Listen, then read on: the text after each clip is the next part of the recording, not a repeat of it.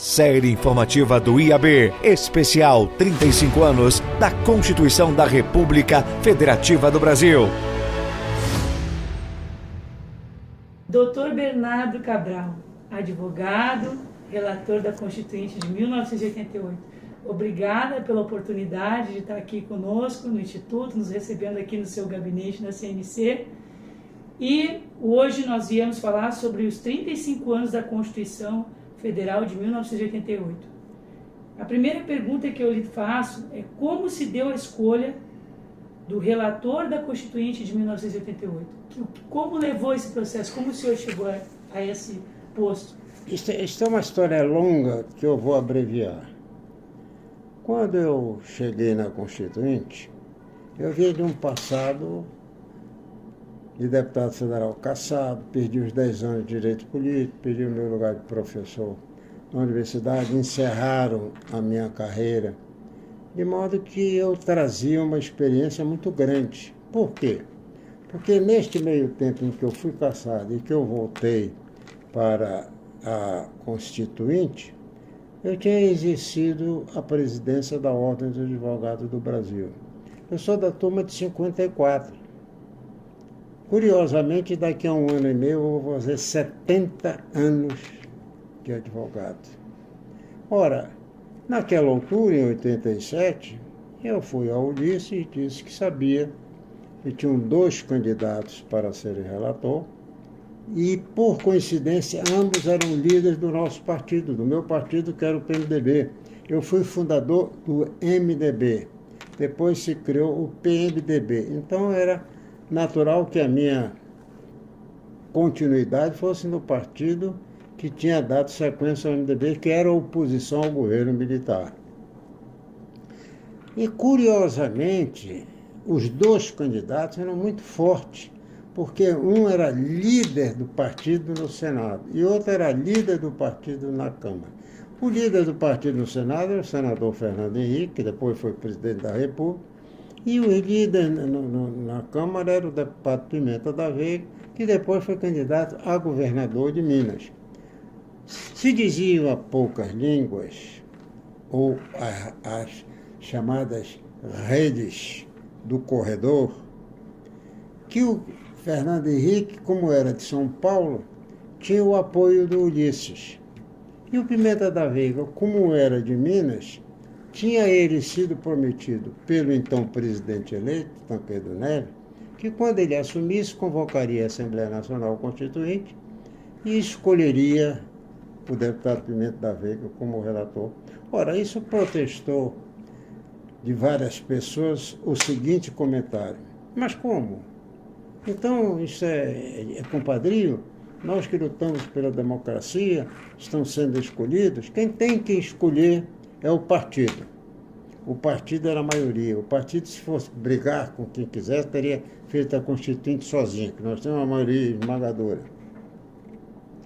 E ocorre que também, da minha parte, houve esse protesto, porque eu virei para o Ulisses e disse: olha, eu não posso aceitar que o Fernando Henrique é um homem talentoso, mas não é advogado, e o Pimenta da Veiga, que tem 4 anos, 5, e eu sou advogado já com mais de 15 anos de advogado, fui presidente da Ordem dos Advogados. Então, como é que eu vou concordar que isso seja, de uma hora para outra, escolhido dessa? E nós fomos, então, para o plenário do nosso partido. E na primeiro orador foi o Fernando Henrique, o segundo fui eu e o terceiro foi o nosso Pimenta da Veiga. É evidente que quando eu falei depois do Fernando Henrique, eu procurei liquidar com o discurso dele e antecipei também a liquidação do meu sucessor. Como? Eu virei para todos que estavam ali presentes e disse: olha, o senhor Fernando Henrique, que é um notável parlamentar e o Pimenta da Veiga, não tem a minha independência, porque eu fui cassado pelo governo militar, eu quero ser eleito pelos senhores para que tenha independência na feitura da Constituição, e com isso me debrucei, não vou aqui perder tempo, e o resultado foi que a primeira apuração, o Fernando Henrique teve 90 votos e foi excluído porque o Pimenta da Veiga e eu tivemos 94. Fomos para um segundo escrutínio e é evidente que do segundo escrutínio o pessoal do Senado, os senadores, votavam em mim porque eu tinha um nome. Conclusão, eu tive 110 votos e o Pimenta da Veiga não chegou a 100 votos. Com isto, eu fui eleito relator de uma Assembleia Nacional Constituinte, não nomeado pelos donos do poder, mas sim pela escolha da minha bancada. E qual a importância dessa nomeação pelo voto, né, pela eleição, para os trabalhos da Constituinte? É evidente que isso me deu uma independência, que eu não tinha que ficar subordinado nem ao Ulisses Guimarães, nem ao presidente da República, nem quem tivesse que comandar. Eu era o relator independente. E você sabe que a Constituição foi feita sem nenhum esboço antecipado. Nenhum. Foi tijolo sobre tijolo que começamos o nosso edifício. Por quê? Porque o esboço que tinha sido feito por uma comissão de notáveis concluía pelo parlamentarismo. E como o nosso Tancredo Neves tinha morrido, o seu vice era o Tancredo e era o nosso defensor do presidencialismo, Zé Sarney, e o Zé Sarney engavetou, não mandou nada. Então nós não tínhamos absolutamente nada. Criamos 8 comissões temáticas, que se dividiram cada uma em 3 subcomissões, depois teve a comissão final. Só que nessas primeiros, o relator não mandava, mas quando passou ao resultado de que tinha que examinar o que vinha das comissões temáticas e das subcomissões, eram 2.000 e tantos artigos, e às vezes se superpunham repetições. Ele tinha um poder muito grande. E foi esse poder de independência que eu sempre tive a conciliação como relator. Nós fazíamos nenhum lado, nem o outro. Ou seja, naquela altura nós tínhamos no mundo um regime comunista de um lado, o regime dos Estados Unidos, que era chamado de regime democrático, em parte é o regime. Por que se diz em parte? Porque se um era regime comunista, o outro era regime capitalista. O leste europeu todo, era ligado à União da República Socialista Soviética. E o nosso lado daqui era chamado de quintal dos Estados Unidos. A grande coisa é que quando falam mal da Constituição, ninguém naquela altura, nenhum desses que eram capazes de ser profetas, diziam que o muro de Berlim caiu. E o muro de Berlim caiu 2 anos depois da promulgação da Constituição. Então, acabou-se aquela dicotomia que havia entre comunismo e capitalismo, acabou. Você não hoje, o que você hoje tem é a grande massa de um partido forte na sua economia, que faz a chamada economia global, do que é economicamente mais forte tenta acabar ou diminuir, ou botar dentro, que tem a economia mais pobre. Hoje você tem 2 grandes economias discutindo a economia dos Estados Unidos e a economia da China, mas já estão entrando outros. A Índia está querendo, então não existe mais a ideia de que é um regime que toma conta. E as pessoas confundem quando dizem assim, o regime parlamentarista. Não existe regime parlamentarista. Existe governo parlamentarista. O regime é regime de partido. O regime do partido tal, o regime do partido tal. Quando você quer discutir um problema de Constituição, você tem que dizer que não é regime. A Constituição faz uma forma de governo. E como nós fizemos essa forma de governo, era o sistema parlamentarista. Então você declara sistema parlamentarista, não regime parlamentarista. Isso é um equívoco em quem tem direito constitucional. Ora, o que é que aconteceu? derrubaram o sistema parlamentarista. E o que é que acontece? Quando fizeram o presidencialismo, eu chamei o seu Humberto Lucena, que era o senador e o líder dos presidencialistas, e disse na frente do senador Fogaça e do deputado Adolfo Oliveira, que eram meus. Eu lhe diria uma verdade que sempre esquece. Nenhuma pessoa foi meu relator adjunto, senão essas 3 pessoas. Conde Reis, Adolfo Oliveira, que infelizmente estão falecidos, e o senador Zé Fogaça, que ainda está vivo e foi prefeito de Porto Alegre. Esses sim, esses foram relatores. Então, o que eu quero colocar é que eu chamei o Humberto e disse na frente desses 2, Humberto, manda os teus amigos, os teus liderados do sistema presidencialista, te retirar do texto da Constituição, do texto do nosso projeto, a medida provisória. Medida provisória só convive com o sistema parlamentarista de governo. Vocês vão dar, com a queda do sistema parlamentarista, uma, 2 ou 3 ou milhares de poder a um ditador maior de todo e qualquer ditador militar que tenha passado, que tenha sido ditador. Porque este vai ser ditador, porque ele vai se sobrepor à Câmara e vai empolgar o poder sem ter sido absolutamente um ditador. Não fizeram. E aí está hoje a medida provisória, que ela é emitida, e depois, quando vem o segundo tempo, que ela, no nosso original não tinha nada disso, isso conquistaram depois. Ela vem novamente editada e embutem algumas coisas que não constavam da anterior, e até a pessoa de Jabuti, alguém botou lá em cima, não tinha. Então, o que eu quero dizer é que este nosso texto constitucional, esta Constituição que está fazendo os 35 anos, esta Constituição que é chamada longa, é preciso que as pessoas sintam que quem a fez, quem contribuiu, foram políticos caçados, outros enviados para fora do país, banidos, outros aposentados, outros foram postos para circulação. Quando veio a anistia, eu devo dizer que eu cumpri os meus 10 anos, eu não fui anistiado. Eu paguei a força incrível que eles fizeram contra um cidadão sem ser beneficiado.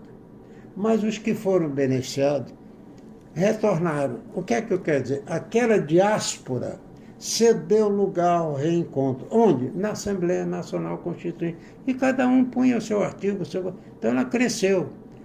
A ponto, quando nós fomos reduzindo, elas ficaram, em vez de 2.000 e tantos artigos parados, em 245. Ou seja, ela tem alguma coisa infraconstitucional? Tem. Ela é longa? É. Mas acontece que é preciso saber que nós, os constituintes, pusemos nas disposições transitórias que, ao cabo de 5 anos da sua promulgação, a revisão da Constituição seria feita, sabe como? Pelo voto simples da maioria. Senado e Câmara se reuniam e emendariam a Constituição sem precisar daquela exigência de 3, nada, era maioria simples. Isso foi jogado fora. Eu não era mais parlamentar, não tenho nada que falar mal de quem fez ou deixou de fazer, os que participaram da revisão, mas nós perdemos essa oportunidade. O que eu quero dizer, ponto final em quem fala que esta Constituição não é a mais autêntica e democrática Constituição do mundo inteiro. Todos os temas que o senhor falou e relacionou como modernos que estão na Constituição de 88 e que fazem parte, entre eles, a questão indígena, a questão do meio ambiente, gênero, das liberdades, da igualdade racial. Como ela tem esses temas que são tão modernos que ninguém esperava, como o senhor falou, que, pelo que resultou dela, e a sua duração ser tão longínqua. Você veja como isto faz eu relembrar. No começo eu dizia que nós não tivemos nenhum esboço prévio. Esse texto constitucional foi feito por várias inteligências, não foi só uma do relator ou de outro, foram de pessoas que pensavam, que prescrutaram, foram as emendas populares, tudo compareceu para que tivesse isso. Você vê, ninguém falava 35 anos, mas se você colocar mais 2 anos de trabalho, 37, e meio ambiente, nos quilombos, enfim, o que eu quero dizer é que esses profetas do Apocalipse, porque foi não só o senhor presidente da República, o senhor ministro da Fazenda, o senhor consultor da República, diziam, cada um, que essa Constituição não duraria 6 meses, que ela tornaria o país ingovernável, e que todos vissem do que estava sendo lançado de moderno. Está aí o resultado. Nós temos uma Constituição que sobrevive, que impediu golpes de Estado, porque nós saímos de uma excepcionalidade institucional para um reordenamento constitucional. Você convivia com o obscurantismo. Não é fácil você colocar de volta os direitos que se tinham perdido, porque todas as constituições do Brasil, as anteriores, todas, começavam com o Estado. Esta Constituição de 88 começa com o indivíduo. É por isso que ela é chamada Constituição Cidadã. Você abre o seu pórtico, é uma questão fantástica. Você tem ali o que é o país. E não só um país na sua grandeza de área territorial, da grandeza dos seus constituintes, da grandeza do que o povo confia, da grandeza que o povo respeitar, da grandeza que o povo tem. Porque se um povo não ama a sua Constituição, se você não tem Constituição, se o Poder Legislativo estiver fechado, nós estamos numa ditadura. E a ditadura não acrescenta nada a um povo, ao contrário. De modo que o que nós deveríamos, todos nós brasileiros, era cumprir essa Constituição de 1988. E 5 de outubro será uma data, esta sim, que deveria ser uma data notável para nós, e não outras que não merecem tanta glorificação. Doutor Bernardo, e a advocacia como indispensável à administração da justiça, estando lá no artigo 133 da Constituição, por que dizem que foi uma reserva de mercado? Como o senhor avalia a colocação? Eu acho que isso foi uma espécie de pessoas que não conheciam porque nós queríamos colocar no texto constitucional, acho que nenhuma Constituição do mundo possui, um artigo que mostrasse que a advocacia era indispensável à administração da justiça, por uma razão. Na época da repressão aguda, você perde dos governos ditatoriais, habeas corpus, todos os quesitos. E as pessoas confundem o advogado com o credo dos seus constituintes. Veja bem, num dia qualquer, numa manhã qualquer, o governo, difícil que estava o governo, prendeu 3 conselheiros federais da Ordem dos Advogados do Brasil. Professor Heleno Fragoso, professor Susequini do Rego e professor Gésio Tavares. Eles eram patronos de constituintes, como nós chamamos nossos clientes.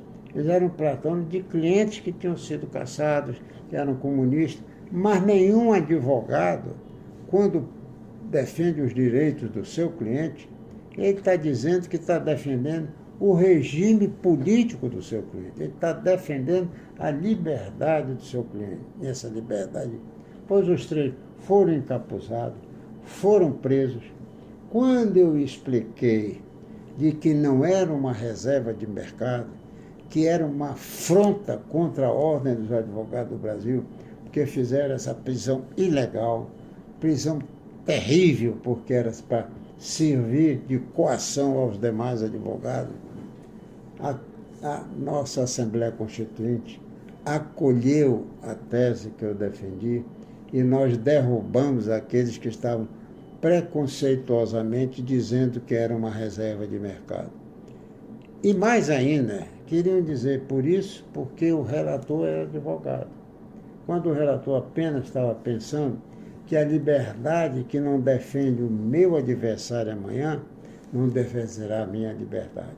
Nós estávamos apenas abrindo uma exceção construtiva, que era a liberdade do advogado lutar pela liberdade do seu cliente. Porque todo mundo diz que a profissão mais bonita que existe é a do médico, e dão a seguinte razão: porque o médico dá vida. Em verdade, isso é notável, mas a única coisa que dignifica a vida é a liberdade, e a liberdade só o advogado é quem pode lutar por ela, porque é dele, é da sua convicção. Foi por isso que nós colocamos o 133. Não foi apenas por uma questão de advogado, foi para preservar a liberdade de quem vai atrás da liberdade do seu cliente. O IAB, como instituição jurídica mais antiga das Américas, né, fundada em 1843.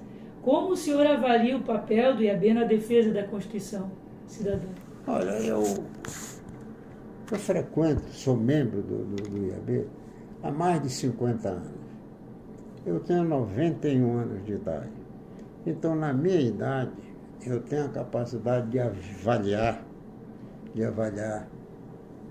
os bons presidentes que passaram, ou alguns regulares.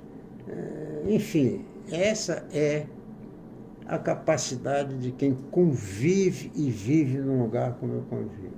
Eu posso lhe dizer que alguns presidentes do Instituto marcaram a sua presença na história do país.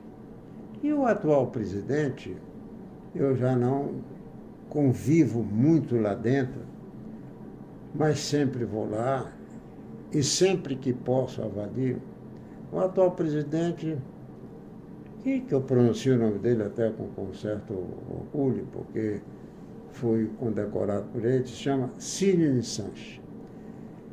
E ele tem sido uma espécie de seguidor dos bons presidentes, ou dos ótimos presidentes, porque tem tratado os seus colegas, não só com o cuidado que tem, mas defendendo, porque ele participa do reunião do Conselho Federal da Ordem Brasil em Brasília, defendendo os quase 200 anos do Instituto. Porque, a partir de um certo momento, o presidente do Instituto dos Advogados, como você referiu, já tem uma longevidade que nenhum da América tem. Ele precisa se compenetrar de que ele não é apenas agora o simples advogado. Ele é o presidente de uma casa de juristas. E se eventualmente não agrada um ao outro, que é natural, ele tem o dever de dizer que acima de todos está o nome da instituição. Quanto a isso, eu acho que nós estamos bem, eu me sinto bem com a atual administração. E devo lhe dizer que quando o advogado está fora do país, ele sempre pensa em ser membro do Instituto dos Advogados. Porque ele conhece lá fora, hoje, o que se passa aqui dentro, todo mundo conhece. De modo que eu lhe digo que a atual presidência está bem aprovada. Muito obrigada, doutor Bernardo Cabral. Gostaria de deixar uma mensagem final para essa entrevista?